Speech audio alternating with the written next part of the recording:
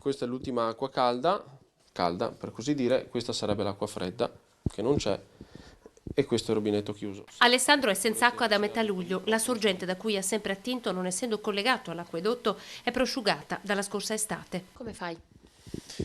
E vado a recuperare l'acqua qua alla fontana di Tarzo, per certi tipi di necessità, per altri tipi di necessità o vado al lavoro o mi appoggio a parenti e amici. Mario, la sua casa dista in linea d'aria 1 chilometro, ha rinunciato ad avere animali nella stalla. I figli vorrebbero riaprirla, ma l'acqua non c'è. Anche lui attinge alla fontana di Nogarolo. Si può tenere duro per qualche tempo e dopo bisogna andarsene se non c'è acqua. La loro storia è quella di altre 7 famiglie che lo scorso anno sono rimaste senza acqua ad agosto.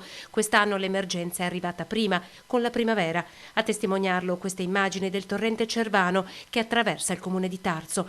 L'acqua non c'è più, al suo posto un tappeto di canneti. Fino a pochi anni fa da questi fori usciva acqua 9 mesi l'anno. Ho chiamato qualche giorno fa il sindaco e Piave Servizi ha detto che si interfacciava con ATS perché ATS serve il comune di Tarzo che a livello di strada è più vicino e valutavano a chi conveniva di più fare i lavori. Chi è più vicino a Tarzo come Alessandro, chi invece come Mario è più vicino a Vittorio Veneto.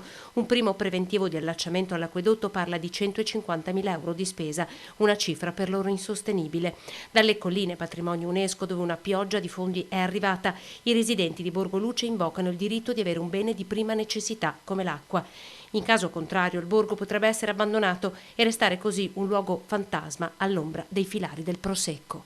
Vediamo adesso se è scritto solo sulla carta o se in realtà viene fatto qualcosa, anche per i residenti del patrimonio UNESCO, che sono quelli che salvano il territorio, in poche parole.